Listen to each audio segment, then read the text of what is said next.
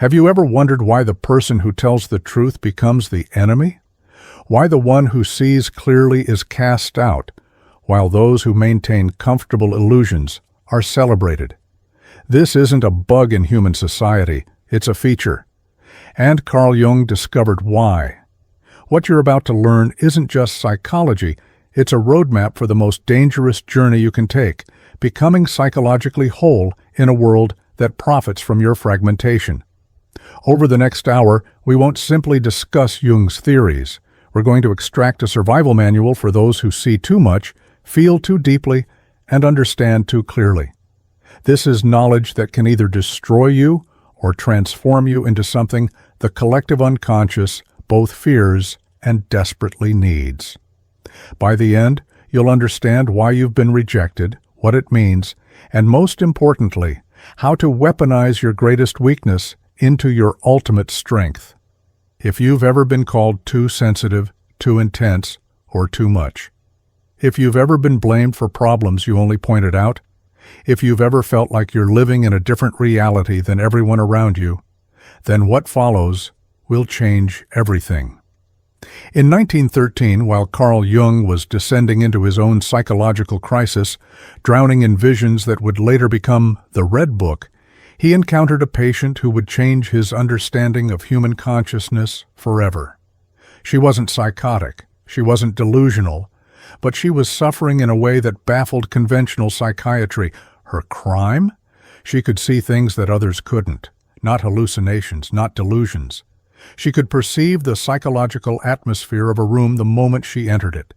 She could sense the unspoken tensions, the hidden resentments, the lies people told themselves, and this ability was destroying her life. Jung called this phenomenon undifferentiated intuitive perception. But let me be clear about what this really means. This woman could read microexpressions before anyone knew what microexpressions were. She could feel the emotional undercurrents that everyone else was trained to ignore. When someone smiled while seething with rage, she didn't see the smile, she felt the rage. When a family pretended everything was fine while drowning in dysfunction, she couldn't participate in the charade. She couldn't engage in small talk because small talk requires a mutual agreement to ignore reality. And here's what made her case dangerous. She wasn't sick. She was simply too conscious for social survival. Think about what this means. Our entire social structure is built on agreed-upon fictions. We pretend bosses are competent when they're terrified. We pretend marriages are happy when they're dying. We pretend we're fine when we're falling apart. These aren't just white lies. They're the psychological infrastructure that allows civilization to function, and this woman couldn't participate. Every time she entered a room, she disrupted the collective trance. People around her felt exposed, naked, seen, and they hated her for it. Jung documented her symptoms with clinical precision. She couldn't maintain friendships because her friends felt constantly judged, even though she never said a word. She couldn't hold jobs because she violated the unspoken rules that govern workplace politics. She was isolated, exhausted, and convinced she was broken. But Jung saw something else. He saw someone who had evolved past the point where social adaptation was possible. He saw the future of consciousness trapped in the present, and he realized that her suffering wasn't pathology. It was the cost of seeing clearly in a world built on blindness. Why does this matter? Because Jung estimated that while about 20% of the population has heightened sensitivity, only about 1% possesses this particular form of intuitive perception. These aren't just empaths who feel deeply. These are pattern recognizers who see the unconscious scaffolding beneath conscious behavior. They don't just feel your sadness. They see the depression you're hiding behind your smile. They don't just sense tension. They perceive the shadow dynamics playing out beneath the surface of every interaction. And society treats them like malfunctioning machines rather than early warning systems. Let me introduce you to a concept Jung called participation mystique. In primitive societies, this term described the psychological fusion between tribe members, where individual identity dissolved into collective consciousness. But Jung discovered something more specific. Certain individuals don't just participate in collective consciousness. They absorb it.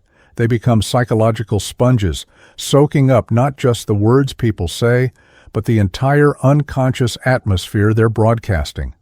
Imagine walking into a room and feeling not just the mood, but the accumulated emotional residue of every conversation, every conflict, every unprocessed trauma that space holds. That's participation mystique in its extreme form. Modern research has caught up with Jung. Dr. Elaine Aron's work on highly sensitive persons confirms that roughly 20% of the population processes sensory and emotional information more deeply than others. Their nervous systems are more reactive, their emotional responses more intense, their awareness more acute. But Jung was describing something more specific. He identified what he called the introverted intuitive type, approximately 1% of the population, who don't just feel more intensely.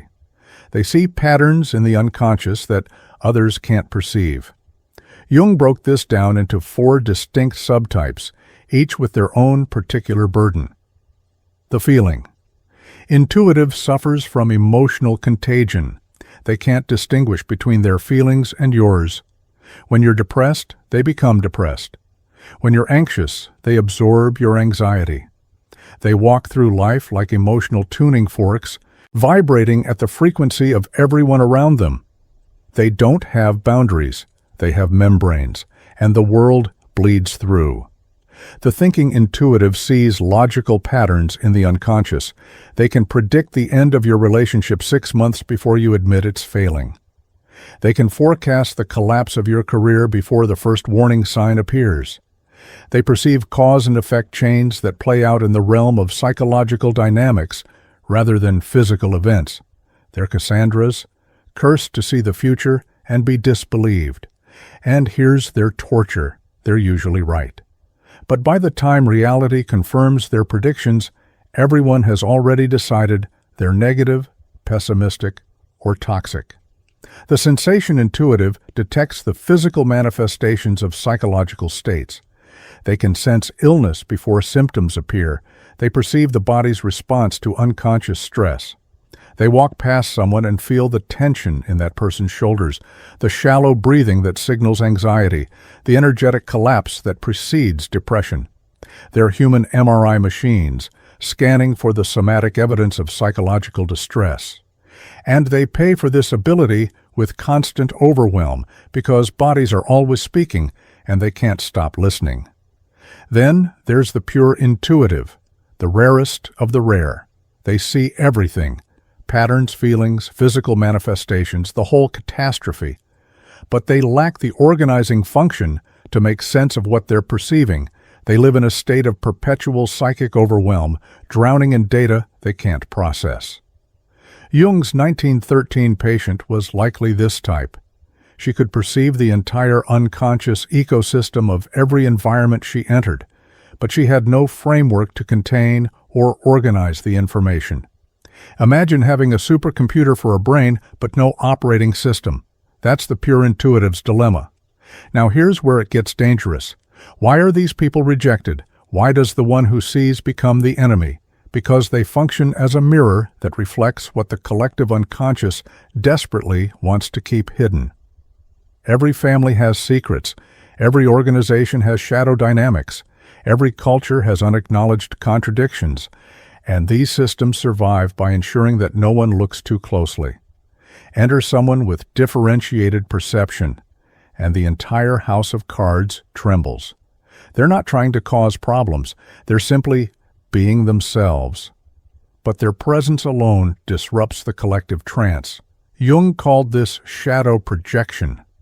When the unconscious is confronted with truth, it can't integrate. It has 2 choices: integrate the shadow or destroy the messenger. And integration is hard. It requires humility, self-reflection, and the willingness to confront uncomfortable truths. Destruction is easy.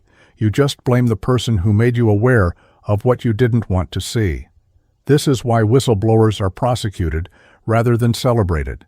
This is why truth-tellers are exiled rather than honored. The message is too threatening, so the messenger must be eliminated. This leads to what Jung identified as the scapegoat phenomenon. The person with differentiated perception doesn't create the problems they observe. They're simply the first to notice. But the psychological group needs to protect itself from awareness, so it transfers the blame. The cancer isn't the tumor, it's the doctor who detected it. The problem isn't the dysfunctional family dynamic, it's the child who refuses to pretend everything is fine. The failure isn't the failing business model, it's the employee who pointed out the flaws. This is ancient psychology. Kill the bearer of bad news. Exile the prophet who speaks uncomfortable truths. But there's something deeper happening here, something Jung understood at a fundamental level. The person with heightened perception threatens the defense mechanisms that allow people to function. We all carry contradictions. We all maintain illusions about ourselves. We all have gaps between who we claim to be and who we actually are. And we need those gaps. They're not character flaws, they're psychological shock absorbers that prevent us from being crushed by the weight of total self-awareness. The person who sees through those illusions doesn't just make us uncomfortable. They threaten our psychological survival. So we attack them with the fury of organisms defending against an existential threat. This brings us to the three great dangers of superior perception. Jung was explicit about this. Heightened awareness isn't just a gift. It's a curse that can destroy you if you don't know how to handle it. The first danger is the disruption of the collective unconscious. Every stable system, whether it's a family, an organization, or a society, runs on unconscious agreements. We agree not to mention certain things. We agree to maintain certain fictions. We agree to respect certain boundaries, not because they're real, but because acknowledging their artificiality would cause the entire system to collapse. The person with differentiated perception can't honor these agreements because they can see through them. They become a virus in the collective immune system, triggering an autoimmune response where the group attacks its own member to preserve its unconscious equilibrium. The second danger is psychological isolation, what Jung called the problem of the superior function. Your greatest strength becomes your greatest burden. You develop a capacity that makes you invaluable in certain contexts and completely unemployable in others. You see connections no one else sees, which makes you brilliant in crisis but unbearable in normal times. You feel what others can't feel, which makes you a gifted healer but a social pariah. The stronger your function becomes, the more isolated you grow. You're not living in the same reality as everyone else. You're in a parallel dimension where everything means more, costs more, matters more. And there's no one to talk to because no one else lives where you live. The third danger is dissolution of identity. This is the most terrifying danger Jung identified. If you're absorbing the unconscious material of everyone around you, where do you end and they begin? If you're feeling their feelings, thinking their thoughts, carrying their shadows, what's left of you? This is ego annihilation, not through spiritual practice, but through psychic invasion. You become a container for everyone else's unconscious content, and your own sense of self dissolves in the flood. Jung saw patients who literally couldn't distinguish between their own psychological material and what they'd absorbed from others. They'd become psychological black holes, sucking in content with no ability to metabolize or discharge it. That's not enlightenment. That's psychosis. So, what's the solution? Jung was clear. Perception of this magnitude either destroys you or transforms you. There's no third option. And the path of transformation is what he called individuation, not individualism, where you separate from others. Individuation, where you become fully yourself while remaining in relationship with the collective. This is the narrow path between inflation and dissolution, between isolation and absorption, between genius and madness. The first phase of individuation is recognition and differentiation. You must learn to distinguish what's yours from what's theirs. This sounds simple. It's not. If you've spent your entire life absorbing other people's emotional states, you don't have clean data about who you are. Everything feels like yours because everything is in your nervous system. Jung's practical advice: solitude, not isolation. Solitude. Daily periods of complete separation from other people's energy fields. Time to let the absorbed material settle, precipitate out, reveal itself as foreign. Think of it like letting muddy water sit until the sediment falls to the bottom and you can see clearly again. This isn't selfishness. This is psychological survival. Why does this work? Because consciousness requires space.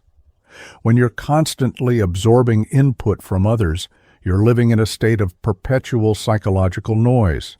Your nervous system never gets the silence it needs to distinguish signal from static. Solitude creates that silence. In business, this translates to protecting your decision-making time. The most successful leaders schedule uninterrupted periods where they process information without new input flooding in. In relationships, this means having the courage to say, "I need time alone, not because I don't love you, but because I need to remember who I am beneath what I've absorbed from you." In social media presence, this means regular digital detoxes where you stop consuming everyone's projected reality and reconnect with your actual reality. The practical action here is non-negotiable. Establish a daily solitude practice. 30 minutes minimum. No phone, no input. Just you and the space to let foreign material settle out of your system. The thing to avoid, believing that constant connection equals strength. It doesn't. For people with differentiated perception, constant connection equals dissolution. The second phase is shadow integration. Here's the paradox. The same qualities you perceive in others exist in you. You see arrogance because you carry arrogance. You spot manipulation because you're capable of manipulation. You detect cowardice because you know what your own cowardice feels like. This isn't victim blaming. This is Jung's fundamental insight. The shadow we see in others is always a projection of the shadow we haven't integrated in ourselves. And here's why this matters. When you integrate your own shadow, you stop judging what you see in others. You move from moral superiority to neutral observation. You become a clear mirror rather than a distorting lens. This is the difference between the prophet and the critic. The prophet sees clearly and speaks truthfully. The critic sees clearly and weaponizes awareness. Why does shadow integration work? Because judgment is energy intensive. Every time you see something in someone else and judge it, you're creating psychological resistance. That resistance drains you, but when you recognize that same quality in yourself and integrate it, the judgment dissolves. You can observe the behavior without emotional charge. In career contexts, this means you can give feedback without triggering defensive reactions, because you're not speaking from a place of superiority. In relationships, this means you can see your partner's flaws without needing them to change, because you've accepted your own equivalent flaws. In leadership, this means you can address problems in your organization without scapegoating individuals, because you recognize the systemic shadow dynamics you're all participating in. The practical application. When you find yourself strongly judging someone, ask yourself, where do I do this? Where have I been this? The thing to avoid, using self-awareness as a weapon. Shadow integration isn't about becoming perfect. It's about becoming honest. The third phase is conscious participation. This is where you stop being a victim of your perception and become what Jung called a bridge between the conscious and the unconscious. You learn to create what he termed psychological containers. These are internal structures that allow you to hold someone else's unconscious material temporarily without absorbing it permanently. Imagine being a skilled therapist. When a client brings their trauma into the room, you feel it, you understand it, but you don't become it. You contain it long enough for them to process it, then you release it. That's conscious participation. You serve the collective without being destroyed by it. This works because human psychology operates on the principle of resonance. When someone is drowning in unconscious material, they need someone who can hold the frequency without being pulled under. You become that person. In business, this shows up as the leader who can absorb the panic of the organization during crisis without panicking themselves. They feel the fear, they understand the threat, but they contain it long enough for rational decision-making to occur.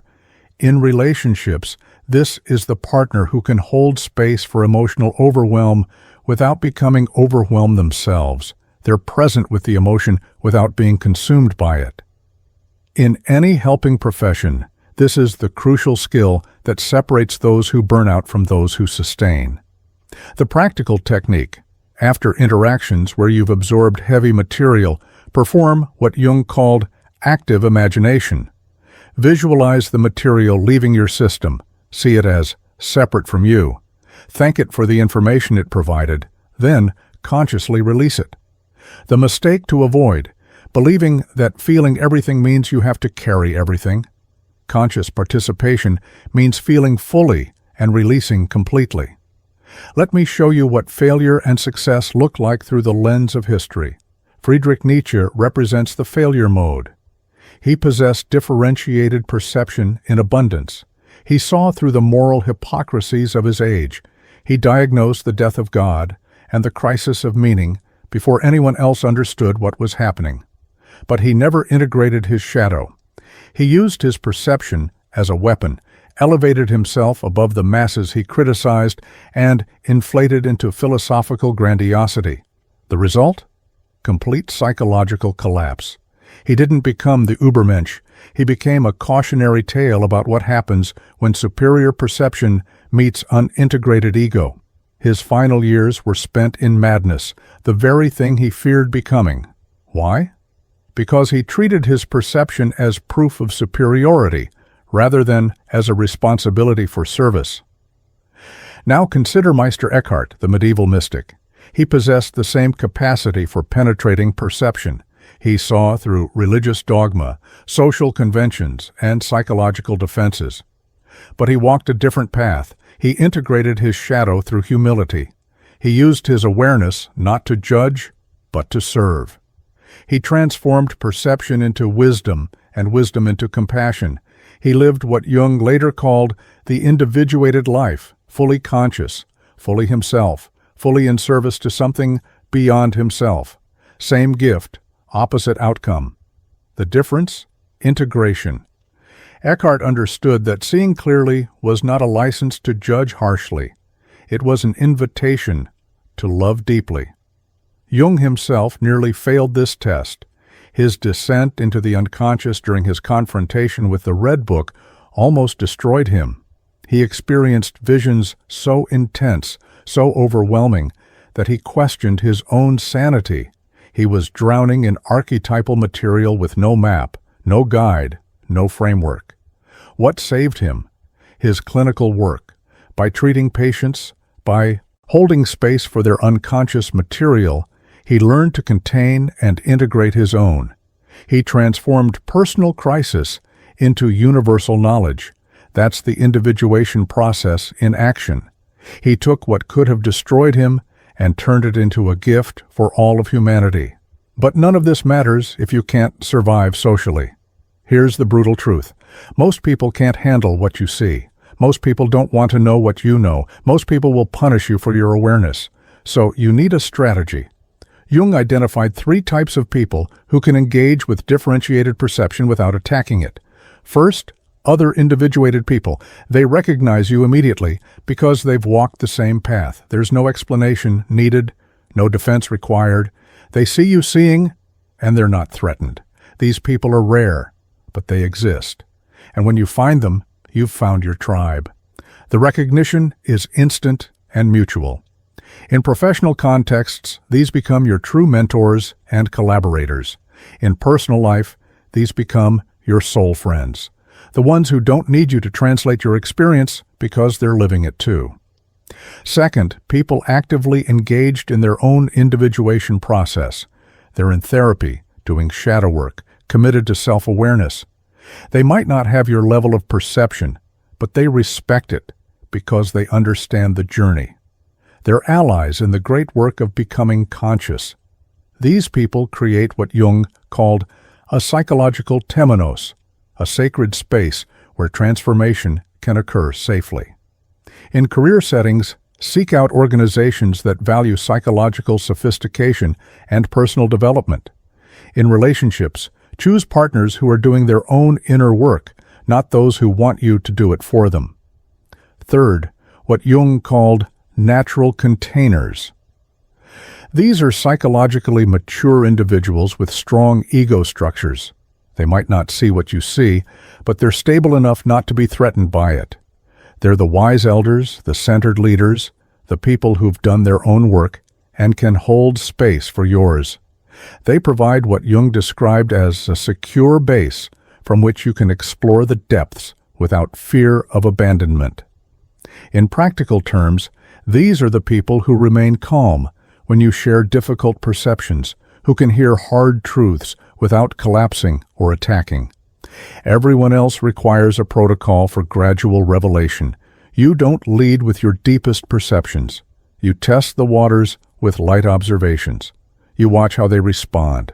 If they become defensive, you stop. If they become curious, you go deeper. And you always frame your perceptions as offerings, never as absolute truths. This isn't manipulation. This is compassion. You're respecting their capacity while honoring your own awareness. Here's how this works in practice. In a business meeting, you sense a conflict brewing beneath the surface of polite discourse. Don't announce, "I can see that you two hate each other." Instead, try something like, "I'm noticing some tension around this topic. Is there something we need to address?" You've offered the perception without imposing it. If they deny it, you've given them an out. If they acknowledge it, you've opened space for honest dialogue. In social settings, you notice someone's depression behind their cheerful facade. Don't say, "I know you're suffering." Say something like, "How are you really doing?" The inflection matters. You're inviting truth without forcing it. In relationships, you perceive patterns that predict problems. Don't declare, "This relationship is doomed." Ask, "I'm noticing we keep having the same conflict. What do you think is really going on here?" You're using your perception to facilitate their awareness rather than imposing your interpretation. The transformation Jung outlined has 4 distinct stages. The first stage is recognition without overwhelm. You accept what you are without being crushed by it. You see your perception as a fact of your psychology, neither good nor bad, simply true. This is harder than it sounds because our culture treats sensitivity as weakness and awareness as pathology. You must develop an internal authority strong enough to contradict the collective voice that tells you you're broken. This is where most people get stuck. They recognize their differentiated perception, but they experience it as a curse rather than a capacity. The shift happens when you stop asking, "Why am I broken?" and start asking, "What is this for?" Your perception exists for a reason. It serves a function in the broader ecology of consciousness. When you understand that function, you stop fighting against your nature and start working with it. In career terms, this means identifying professions where heightened perception is an asset rather than a liability. Therapy, coaching, strategy, crisis management, artistic fields where seeing beneath surface is the actual job. In personal life, this means stopping the exhausting attempt to be normal and starting the liberating journey of being fully yourself. The second stage is integration without isolation. This is the needle you must thread. You become fully yourself while maintaining connection with others. You don't dumb yourself down, but you don't weaponize your intelligence. You don't hide your perception, but you don't use it to dominate. You remain authentic while staying relational. Jung called this individuation within community. You're not the hermit on the mountain. You're the conscious individual within the collective. Why is this crucial? Because isolation masquerading as individuation is just ego protection. True individuation means you can be fully yourself in the presence of others without either collapsing into their expectations or inflating above their humanity. In relationships, this looks like maintaining your own center while genuinely caring about another's experience. You're not merging and you're not separating. You're relating from wholeness. In professional contexts, this means you can be the most perceptive person in the room without making everyone else feel stupid. You use your insight to elevate the collective intelligence rather than to dominate the conversation. The practical balance: for every perception you share, ask a question. For every truth you speak, invite other perspectives. This keeps you relational while remaining authentic. The third stage is service without sacrifice. You use your gift to help others without destroying yourself in the process. You become the therapist, the advisor, the wise counselor who can see what others can't and translate it into language they can use. But you maintain boundaries. You don't become a dumping ground for everyone's unconscious material. You don't martyr yourself on the altar of helping. You serve from overflow, not from depletion. Jung was adamant about this. Service that requires self-destruction isn't service. It's unconscious sacrifice, and it helps no one. The person with differentiated perception often falls into this trap because they can see what others need, and they feel responsible for providing it. But mature service means you give from abundance while protecting your essential energy. In practice, this means having clear time boundaries around helping activities. If you're a coach or therapist, you schedule breaks between clients to discharge absorbed material. If you're a leader, you delegate rather than carrying everything yourself. If you're a friend or family member to someone in crisis, you offer support while refusing to become their entire support system. The principle Jung taught: you cannot serve the unconscious if you're drowning in it. You must maintain enough conscious ground to stand on. The fourth stage is legacy without attachment. This is the final freedom.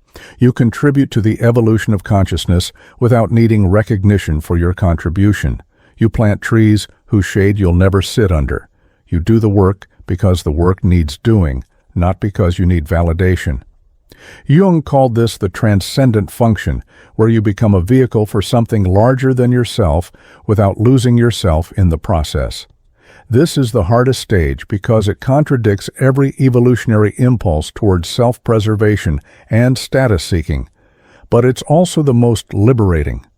When you stop needing the world to recognize your value, you become free to offer your actual gifts without the contamination of ego investment. In career terms, this might mean mentoring the next generation without needing them to credit you. It might mean solving problems behind the scenes without needing public recognition. In creative work, it means creating for the sake of the work itself, not for likes, shares, or validation. In relationships, it means loving without needing your love to be returned in the exact measure you give it. The liberation Jung described: when you're not attached to outcomes, you can give everything without losing anything. But there are pitfalls along the way. 4 major traps that Jung observed destroying people with differentiated perception. The first is inflation, what Jung called the God complex. You start believing that your perception makes you superior. You become the prophet who looks down on the unenlightened masses. You use your awareness to judge rather than understand. This is seductive because you are, in fact, seeing things others miss. But the moment you confuse seeing clearly with being better, you've fallen into the ego trap that will eventually destroy you. Why is inflation so dangerous? Because it reverses the entire individuation process. Instead of integrating your shadow, you project it onto others. Instead of serving consciousness, you serve your ego. Instead of becoming a bridge, you become a barrier. The inflation trap shows up in subtle ways. You start finishing people's sentences because you can see where they're going. You stop listening because you think you already know. You make pronouncements instead of asking questions. You position yourself as the authority rather than a fellow traveler. In business, this is the consultant who has all the answers before understanding the questions. In relationships, this is the partner who's always diagnosing rather than connecting. The antidote Jung prescribed: regular humility practices. Deliberately put yourself in situations where you're the student, not the teacher. Seek out people who know more than you. Remember that seeing one thing clearly doesn't mean you see everything clearly. The second pitfall is the hermit's retreat. You justify complete isolation by deciding that other people aren't worth the effort. You withdraw into contemptuous solitude, convinced that you're too evolved for ordinary human contact. But this isn't wisdom, it's fear dressed in spiritual clothing. Jung was clear: individuation requires community. You can't become fully human by abandoning humanity. The hermit path leads not to enlightenment, but to psychological atrophy. This trap is particularly seductive for people with differentiated perception, because social interaction is genuinely exhausting for them. The retreat feels like self-care, and sometimes it is, but there's a line between healthy solitude and toxic isolation. Healthy solitude restores you, so you can re-engage. Toxic isolation uses wisdom language to justify fear of connection. How do you know which side of the line you're on? Ask yourself, am I retreating to restore myself, or am I retreating to avoid the difficulty of being human with other humans? In practical terms, if your solitude makes you more capable of compassionate engagement, it's healthy. If your solitude increases your contempt for others, it's toxic. Jung's guidance: maintain at least a few relationships that challenge you to stay human, even if it's just one friend who won't tolerate your superiority, even if it's just one commitment that forces you to show up. The hermit who returns to the village is wiser than the hermit who never leaves the cave. The third trap is helper's high, where you define yourself entirely by your usefulness to others. You become addicted to being needed, to being the one who sees what others can't, to being indispensable. But you've lost yourself in the process. You're not serving from wholeness. You're serving to avoid the terror of discovering who you'd be if you stopped being useful. This is shadow service, and it will consume you. Jung saw this pattern repeatedly in his practice: the helper who can't stop helping, the healer who refuses to be healed, the advisor who avoids their own life by managing everyone else's. This isn't compassion, it's compulsion, and it's rooted in a deep fear. If I'm not useful, I'm not valuable. The person with differentiated perception is particularly vulnerable to this trap because their perception genuinely does help others. They get positive feedback for seeing, for understanding, for holding space. And that feedback becomes addictive. The fix requires brutal honesty. Who am I when I'm not helping anyone? What do I want when I'm not focused on what others need? What terrifies me about having my own life instead of managing everyone else's? In practice, this means deliberately creating periods where you're unavailable. Turn off the phone. Ignore the messages. Let people solve their own problems. Not because you don't care, but because you need to remember that your value isn't conditional on your utility. The fourth pitfall is relapse into overwhelm. You do the work, you establish boundaries, you learn to differentiate, and then life gets stressful, and you forget everything. You slide back into absorbing everyone's energy, carrying everyone's shadows, drowning in everyone's unconscious material. This is why Jung emphasized practice. Individuation isn't something you achieve once. It's something you practice daily for the rest of your life. The relapse pattern usually follows a predictable sequence. First, stress increases. Maybe it's a crisis at work, a relationship problem, a health scare. Your nervous system goes into hypervigilance. Second, your boundaries weaken. You start saying yes when you mean no. You start absorbing material you'd normally deflect. Third, you lose your solitude practice. You tell yourself you're too busy, there's too much to handle. Fourth, the overwhelm returns. Suddenly, you're back where you started, drowning in everyone else's unconscious content. The prevention strategy: double down on your practices precisely when you feel you don't have time for them. When stress increases, increase your solitude time, don't decrease it. When demands multiply, strengthen your boundaries, don't weaken them. When you feel overwhelmed, that's the signal to discharge, not to absorb more. So what's the larger purpose? Why does nature produce individuals with this capacity? Jung had a theory that was both beautiful and terrible.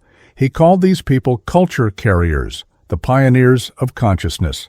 They're the early warning system for the collective psyche. They feel the problems before the problems manifest. They sense the shadow material before it erupts into crisis. They're the canaries in the coal mine of human consciousness, and they're necessary for evolution. Think about how evolution works in any system.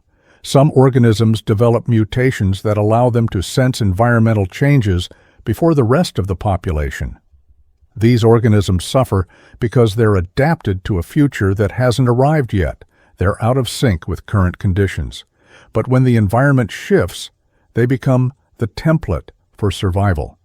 That's what's happening with differentiated perception. These individuals are psychologically adapted to a level of consciousness that humanity is slowly evolving toward.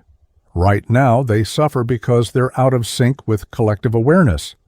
But they're mapping the territory that everyone will eventually need to navigate. This isn't mysticism. It's systems theory.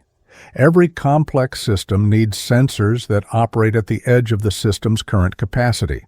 In business, these are the people who see market shifts before they show up in data.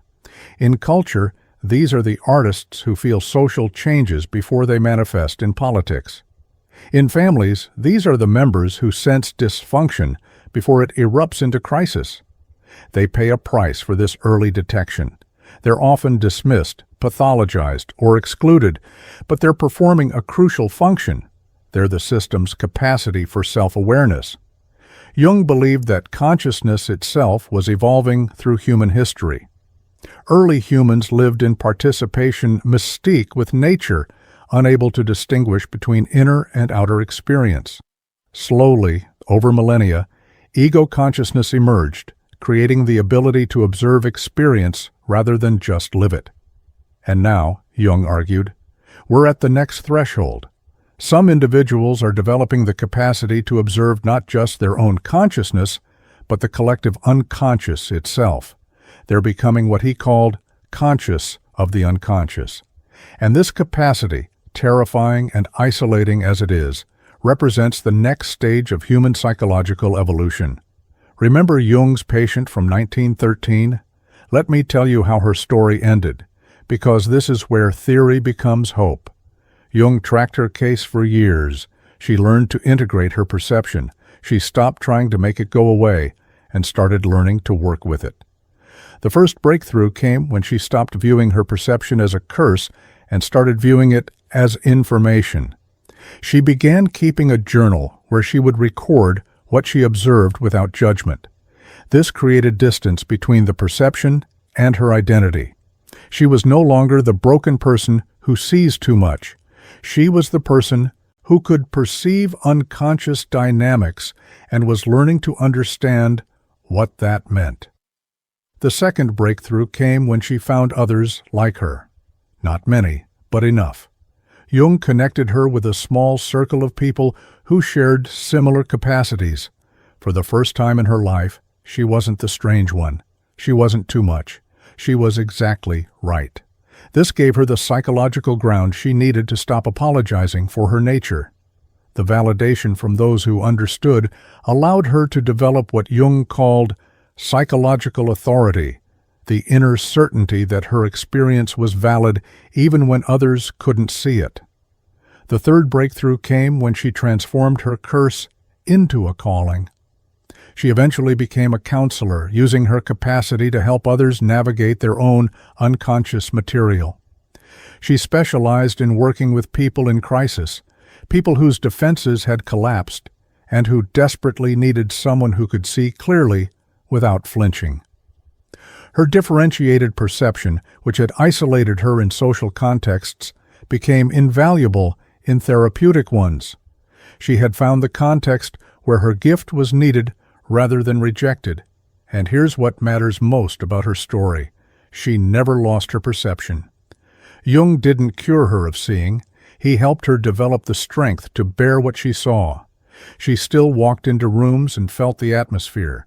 She still sensed the hidden tensions. She still perceived what others missed. But she learned to contain it, to work with it, to use it in service of something larger than herself.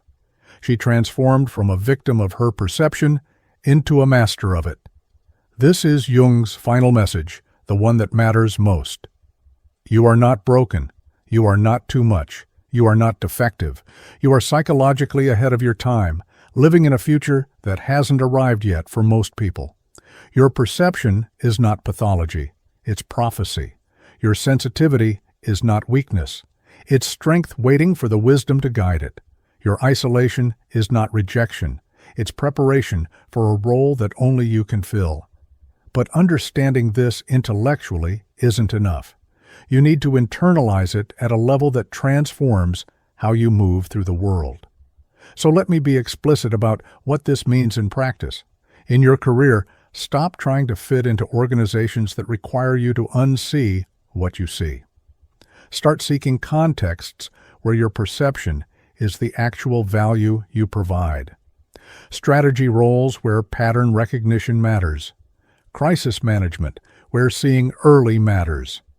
Creative fields where depth perception is the difference between good and extraordinary. Therapeutic professions where holding others' shadows is the job description. Entrepreneurial ventures where anticipating market shifts is competitive advantage. In relationships, stop apologizing for your intensity. Start selecting for people who can match it. This doesn't mean finding other people with differentiated perception, though that helps. It means finding people with psychological maturity, people who've done their shadow work, people who aren't threatened by being seen, people who value depth over comfort. The right people won't need you to dim your light. They'll appreciate the illumination. In your daily life, structure your environment to support your nervous system. This isn't optional. This is survival. Create spaces of silence and solitude. Establish firm boundaries around your energy. Learn to say no without explanation. Develop discharge practices that allow you to release absorbed material, whether that's time in nature, physical movement, creative expression, or ritual. Find what works for your system and protect it fiercely. And most importantly, stop waiting for permission to be who you are. The collective will never give you that permission because the collective is invested in maintaining the very illusions your perception threatens. You have to give yourself permission. You have to become your own authority.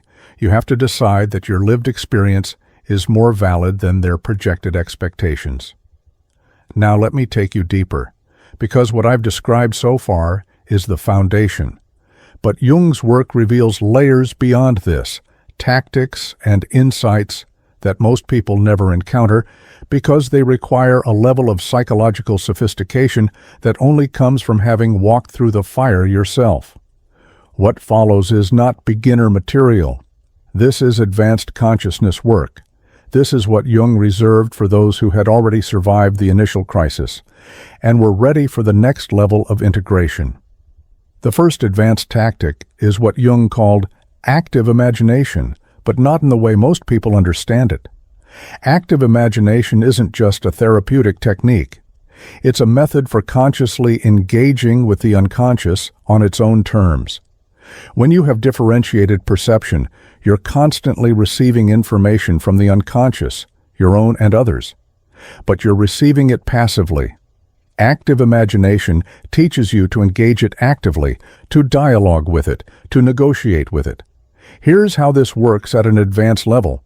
When you perceive something in someone else, some shadow dynamic or unconscious pattern, don't just note it. Don't just feel it. Engage it imaginatively. Ask it questions. What are you? Why are you here? What do you want? This sounds mystical, but it's intensely practical. You're training your consciousness to interact with unconscious material as if it's an intelligence separate from you, because in a very real sense, it is. The shadow dynamics you perceive in others are autonomous complexes, psychological entities with their own agendas and patterns. In business contexts, this means when you sense a destructive pattern in your organization, you don't just report it. You enter into imaginative dialogue with it. You personify it. You give it a voice. What is this pattern trying to accomplish? What would it say if it could speak? What does it need? This sounds absurd until you try it. And when you try it, you discover that the pattern reveals itself in ways your rational mind could never access.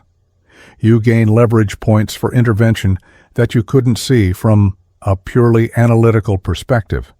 In personal relationships, this means when you perceive your partner's shadow, you don't just identify it. You imagine it as a character in a play. You give it motivation, history, wounds that created it. You dialogue with it internally before you ever address it externally. This creates compassion where judgment used to live. It also gives you precise language for speaking to the actual issue rather than the surface behavior. You stop saying things like, "You're being controlling." You start saying things like, "I notice this protective pattern showing up. What's it trying to keep safe?" The second advanced tactic is what Jung called the transcendent function, which is different from the transcendent attitude I mentioned earlier. The transcendent function is the psyche's capacity to generate new symbols and solutions by holding the tension between opposites. For people with differentiated perception, this is crucial because you're constantly caught between contradictory truths. You see someone's potential and their destructiveness. You perceive a system's value and its toxicity. You understand an idea's brilliance and its danger. Most people resolve this tension by choosing one side. You embrace the light or the shadow, the good or the bad, the true or the false. But Jung's method is different. You hold both. You don't resolve the tension. You sustain it. You let the opposites exist simultaneously in your consciousness without forcing a resolution. And if you can hold that tension long enough, something new emerges. A third option that transcends the binary, a solution that honors both truths, a symbol that contains the contradiction without collapsing it. In practical terms, let's say you're working with a client or leading a team and you see that someone is both traumatized and manipulative. Most helpers choose either they're a victim who needs compassion or they're a perpetrator who needs accountability. But if you have differentiated perception, you see both are true simultaneously. The transcendent function asks you to hold both without choosing, to offer compassion without enabling, to provide accountability without crushing, to see the wound that created the manipulation while still addressing the harm it causes. This requires an internal spaciousness that most people never develop. But it's the only way to engage complexity without reducing it to simplistic either-or categories. The third advanced tactic is understanding and working with what Jung called the collective shadow. This goes beyond personal shadow work. The collective shadow is the unconscious darkness of entire groups, cultures, nations. It's the accumulated, unintegrated material of the collective psyche. And people with differentiated perception don't just sense personal shadows. They sense collective ones. They feel the racism beneath liberal tolerance. They sense the violence beneath civilized discourse. They perceive the despair beneath cultural optimism. This is dangerous knowledge because once you see the collective shadow, you can't unsee it. And you're faced with a choice: become overwhelmed by it, become cynical about it, or learn to work with it. Jung's approach was neither denial nor despair. It was what he called conscious suffering. You allow yourself to feel the weight of the collective shadow without being crushed by it. You become a conscious bearer of the unconscious darkness that the culture refuses to acknowledge. Why would you do this? Because someone has to. Every culture generates shadow material. Every society produces darkness it can't integrate. And that darkness doesn't disappear just because it's unacknowledged. It festers. It erupts. It manifests in violence, addiction, systemic oppression, collective madness. The people who can perceive it have a choice. They can turn away, or they can become what Jung called vessels for transformation. They can hold the collective shadow consciously, contain it temporarily, and through their own individuation process, begin to transform it. In practical application, this might mean you work in fields that deal with collective shadow material, criminal justice, addiction treatment, trauma therapy, social justice work, conflict resolution. But it could also mean you simply become someone in your community who can acknowledge difficult truths without fragmenting. The person who can talk about death in a death-denying culture, the person who can name addiction in an addiction-celebrating culture, the person who can discuss despair in a toxic positivity culture. You become a reality anchor in a sea of collective denial. The fourth advanced tactic is what Jung called the symbolic life. Most people live literal lives. They take things at face value. They believe surface narratives. They think the story is the story. But people with differentiated perception live symbolically, whether they intend to or not, because they see the deeper meanings beneath surface events. Every interaction carries archetypal weight. Every relationship recapitulates ancient patterns. Every crisis mirrors eternal human dilemmas. Jung's instruction was to live this symbolically conscious life deliberately rather than accidentally. To recognize that you're not just living your personal story. You're living a version of stories that have been lived millions of times across human history. Your suffering isn't just your suffering. It's the human suffering. Your journey isn't just your journey. It's the eternal journey from unconsciousness to consciousness. This sounds grandiose, but it's actually humbling. When you recognize that your personal drama is a local instance of universal patterns, you stop taking yourself quite so seriously. Your ego inflates less because you see that you're not special, you're archetypal. Everyone before you has walked this path in some form. Everyone after you will walk it again. This recognition creates both solemnity and lightness. Solemnity because you're participating in something ancient and meaningful. Lightness because you're not carrying it alone. In practical terms, the symbolic life means you start seeing your challenges as initiations rather than problems. That betrayal you experienced, it's the archetype of betrayal that's been initiating humans since the first friend turned enemy. That loss you're grieving, it's the archetype of loss that's been teaching humans about impermanence since the first death.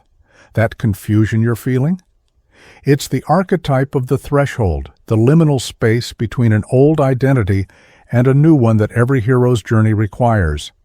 When you frame your life symbolically, you gain access to the accumulated wisdom of everyone who's faced these archetypal challenges before you.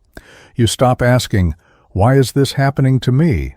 You start asking, "What is this pattern trying to teach? What role am I playing in this eternal story? How have others navigated this archetypal terrain?" You turn your personal suffering into a portal to collective wisdom. The fifth advanced tactic is working with what Jung called synchronicity, meaningful coincidences that reveal the hidden connections between psyche and matter. People with differentiated perception experience synchronicity more frequently than others because they're more attuned to the subtle patterns that most people miss. You think of someone and they call. You need information and it appears.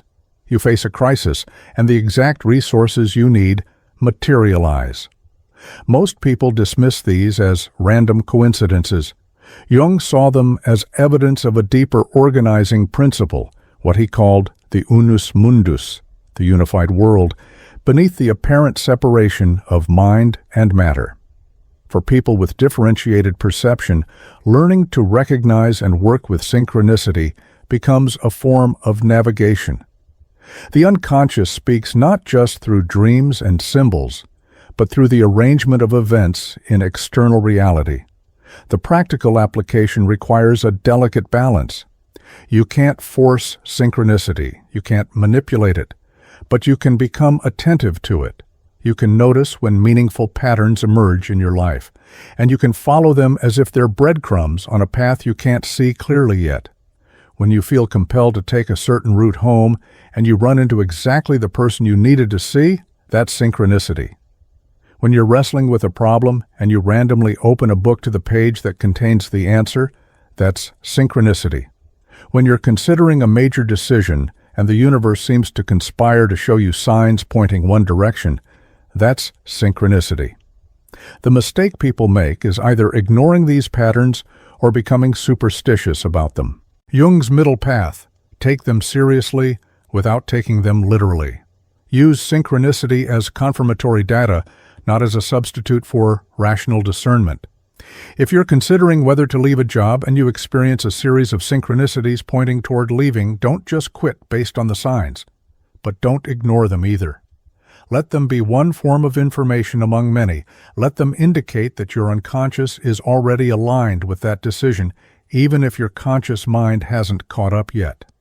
The sixth advanced tactic is understanding and working with what Jung called psychological types beyond just your own. You've likely identified by now that you're some form of intuitive type, probably introverted intuitive. But Jung's typology includes 8 types total, and mastering individuation means understanding all of them, because you'll encounter all of them in the people you work with, love, and serve. The sensing types live in the concrete, tangible present. They trust what they can see, touch, measure. When you, as an intuitive, try to communicate with them about patterns and potentials, you're speaking a different language. The advanced skill is translation. You learn to take your intuitive perceptions and ground them in concrete, sensory language. Instead of saying, "I sense this relationship is dying," you say, "I've noticed these specific behavioral changes over the past 3 months." You're communicating the same perception, but in their language. The thinking types prioritize logical consistency and objective analysis. When you lead with feeling or intuition, they dismiss it as subjective. The translation skill: frame your perceptions in terms of causes, effects, and logical implications. Instead of saying, "This decision feels wrong," you say, "This decision creates these predictable consequences based on these observable patterns." Same perception, different frame. The feeling types prioritize values, relationships, and impact on people. When you lead with analysis or abstract patterns, they experience you as cold. The translation: connect your perceptions to human impact. Instead of saying, "I see this pattern playing out," you say, "This pattern is causing these people to suffer in these ways." Same perception, humanized frame. The extroverted types process externally. They need to talk through ideas to understand them. When you, as an introvert, have fully formed insights that you present as conclusions, they feel excluded from the process. The translation: involve them in the discovery. Instead of presenting finished perceptions, invite them to explore with you. Say, "I'm noticing these elements. What are you seeing?" Let them arrive at the insight through dialogue, rather than receiving it as a download. Mastering these translations doesn't mean you stop being yourself. It means you become multilingual in psychological types. You can still live primarily in your intuitive, introverted space, but you can communicate across type barriers when necessary. This is crucial for people with differentiated perception because your insights are useless if you can't translate them into language others can receive. The seventh advanced tactic is what Jung called the integration of the anima, or animus, the contrasexual aspect of the psyche. For men, this means integrating the feminine principle. For women, this means integrating the masculine principle. But Jung's insight goes deeper than gender. The anima and animus represent the unconscious dimensions of your psyche, the parts of yourself that you've never fully developed because they contradict your conscious identity. For people with differentiated perception, this integration is particularly complex because your perception itself might be part of your contrasexual side.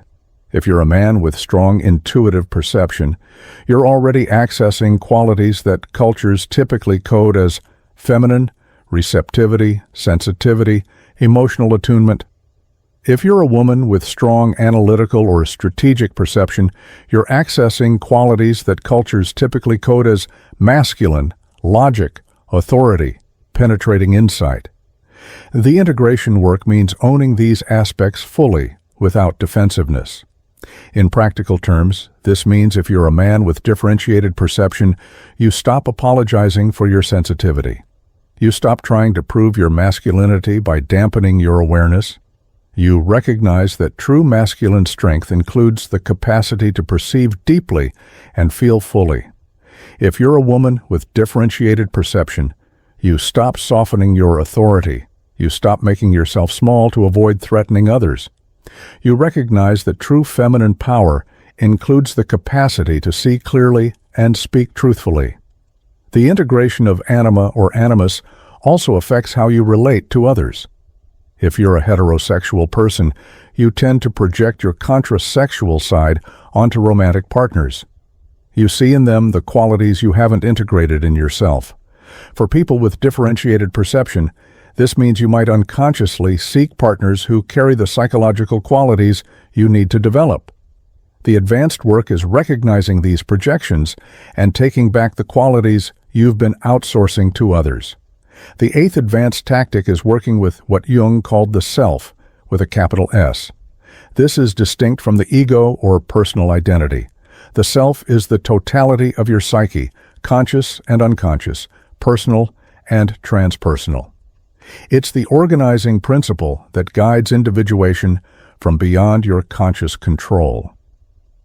People with differentiated perception often have more direct access to the self, because their awareness extends beyond ego consciousness into the unconscious realm where the self operates. But accessing the self is dangerous without proper preparation, because the self doesn't care about your comfort. It cares about your wholeness. It will arrange your life in ways that serve individuation, even if those arrangements destroy everything you thought you wanted. It will bring you to crisis after crisis, each one designed to strip away false identities and integrate shadow material. It will put you in situations that reveal what you haven't yet integrated. The advanced skill is learning to consciously align with the self rather than being dragged by it. Jung used the image of the ego as a ship on the ocean. The self is the ocean. You can't control the ocean, but you can learn to navigate it. You pay attention to dreams, synchronicities, strong emotional reactions, repetitive patterns. These are the self's language. When you notice the same issue appearing in different areas of your life, that's the self insisting you address something. When you have a dream that feels particularly numinous or significant, that's the self communicating. The practical application: develop a dialogue with the self through active imagination or journaling. Ask, what are you trying to show me? What needs integration? Where am I resisting the individuation process? And then listen. The answers won't come in clear verbal form. They'll come through images, feelings, memories, sudden insights. Your job is to receive them with humility and then do the work they're pointing toward. The ninth advanced tactic is understanding what Jung called psychological development in the second half of life. Most psychological theories focus on the first half: building ego, establishing identity, achieving success. But Jung recognized that the psyche's goals shift dramatically around midlife. The first half is about building. The second half is about meaning.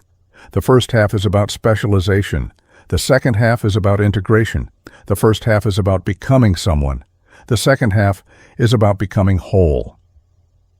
For people with differentiated perception, this transition is particularly intense because you've likely spent the first half of life just trying to survive your sensitivity. You've built defenses. You've created strategies. You've achieved some level of functioning despite your overwhelming awareness.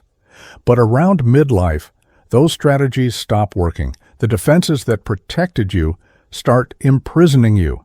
The achievements that defined you start feeling empty.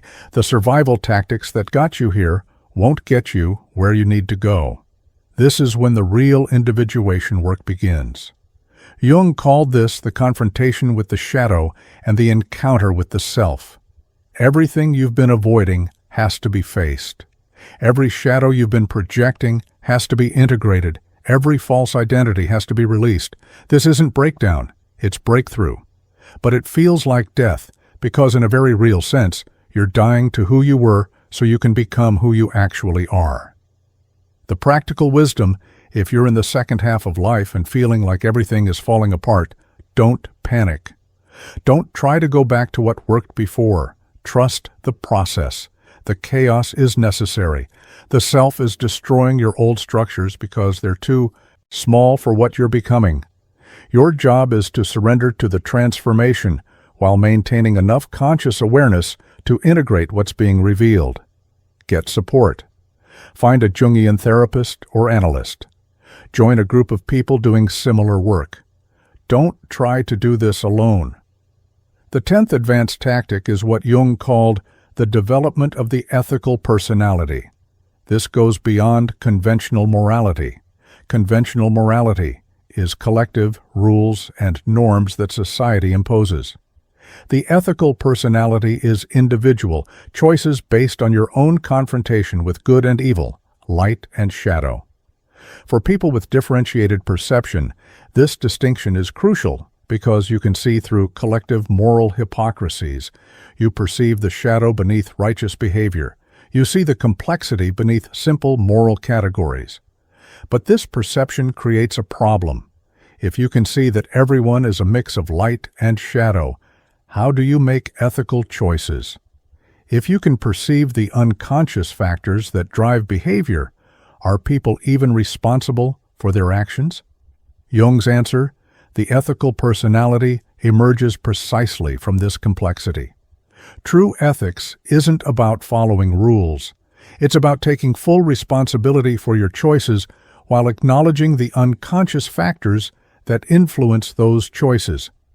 In practical terms, this means you develop what Jung called the moral center of gravity within yourself, rather than outsourcing it to collective norms. When you face a difficult choice, you don't ask, "What will people think?" You don't ask, "What does morality dictate?" You ask, "What does wholeness require? What choice serves individuation? What action aligns with the self?" And then you take full responsibility for that choice and its consequences. This is terrifying because you can't hide behind collective norms. You can't say, "I was just following orders," or "I was doing what everyone does." You become radically responsible. But this radical responsibility is also radical freedom.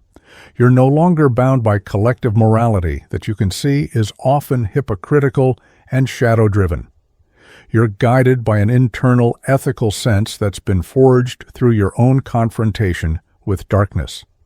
The 11th advanced tactic involves understanding what Jung called the stages of alchemical transformation as a map for psychological change. Jung spent decades studying medieval alchemy because he recognized that alchemists were actually describing psychological processes in symbolic language. They weren't just trying to turn lead into gold, they were describing the transformation of the personality from its base state to its golden potential. The alchemical process has several key stages that map precisely onto the individuation journey. The first stage is nigredo, blackening, where everything dissolves into chaos. This is psychological crisis, the breaking down of old structures. For people with differentiated perception, nigredo often happens when you can no longer maintain the defenses that have protected you from overwhelm. Everything you've been holding together falls apart. This is terrifying, but necessary. The second stage is albedo, whitening, where clarity begins to emerge from chaos. The unconscious material that dissolved you begins to separate out and become visible. You start distinguishing what's yours from what's others. You begin to see patterns. For differentiated perception types, this is when you move from being overwhelmed by what you perceive to being able to observe what you perceive with some distance. The third stage is citrinitas, yellowing, where the work begins to bear fruit. You start applying your integrated awareness. Your perception becomes useful rather than just painful. This is when differentiated perception transforms from curse to gift, when you begin to serve others with what you see. The fourth stage is rubedo, reddening, full integration. You've become whole. Your perception is fully integrated with your personality. You're no longer split between who you are and what you see. This is the goal of the entire process. But here's the crucial insight Jung drew from alchemy. You go through these stages multiple times, each iteration at a deeper level. You achieve some integration, some rubedo, and then life throws you back into nigredo with a deeper layer of material to integrate. This is why individuation is lifelong. You're not climbing a ladder where you reach the top and stop. You're spiraling deeper into wholeness, each spiral taking you through the same stages at greater depth. In practical application, understanding these stages helps you contextualize your experience. When everything is falling apart, you're in nigredo. Don't fight it. Let it dissolve what needs dissolving. When you're seeing clearly but haven't yet found application, you're in albedo. Be patient. The integration is coming. When your work is beginning to serve others, you're in citrinitas. Honor the fruits of your labor. And when you experience moments of full integration, you're touching rubedo. Savor them, because the next nigredo is coming, and that's not failure, that's the process. The 12th advanced tactic is understanding and working with what Jung called the complexes. Complexes are like splinter personalities within your psyche, autonomous entities with their own agendas, emotions, and patterns. Everyone has them. But people with differentiated perception often have more activated complexes because their psychic sensitivity allows more unconscious material to break through into consciousness. The mother complex, the father complex, the power complex, the inferiority complex. These aren't just psychological concepts. They're living energies within your psyche that can hijack your consciousness. When a complex is activated, you're not yourself. You're possessed by the complex. You think its thoughts. You feel its feelings. You act out its patterns. And you rationalize all of it as if it's your conscious choice. The advanced skill is learning to recognize when you've been hijacked by a complex and developing the ability to disidentify from it in the moment. This requires what Jung called the observing ego, a part of consciousness that can watch your experience without being consumed by it. When you notice yourself reacting with disproportionate emotion, when you feel suddenly compelled to act in ways that contradict your values, when you find yourself repeating patterns you swore you'd never repeat, a complex is active. The practice, pause. Create space between stimulus and response. Ask yourself, who is speaking right now? Is this my adult self, or is this my wounded child? Is this my conscious choice, or is this a complex running its program? The moment you can recognize the complex as a complex, you've created enough distance to choose whether to follow its dictates or override them. In practical terms, let's say you have a power complex. Someone challenges your authority, and you feel rage surge through you. The complex wants you to crush the challenger to prove your dominance. But if you can recognize that this reaction is the power complex rather than your whole self, you can choose differently. You can acknowledge the complex's fear, it's afraid you'll be powerless again like you were in childhood, while choosing a response from your adult, integrated self. You've been warned, you've been blamed, you've been made the enemy for telling the truth, and now you understand why. Now you have the map Jung spent his lifetime creating. Now you know the tactics that transform perception from curse to calling. The question is, what will you do with this knowledge? Will you let it destroy you, or will you let it transform you? Will you retreat into bitterness, or will you step into service? Will you curse your perception, or will you consecrate it? The choice has always been yours. Jung simply showed you the path. But here's what he knew that most people miss. The path doesn't end. Individuation isn't a destination you arrive at and then coast. It's a lifelong commitment to becoming increasingly conscious, increasingly whole, increasingly yourself, while increasingly in service to something larger than yourself. Every day you wake up and choose, will I live consciously, or will I fall back into unconscious patterns? Will I integrate my shadow, or will I project it? Will I use my perception to serve or to judge? Will I walk the path, or will I retreat from it? And here's the beautiful terror Jung wanted you to understand. The more conscious you become, the more responsibility you bear. The more you see, the more you're accountable for what you do with that seeing.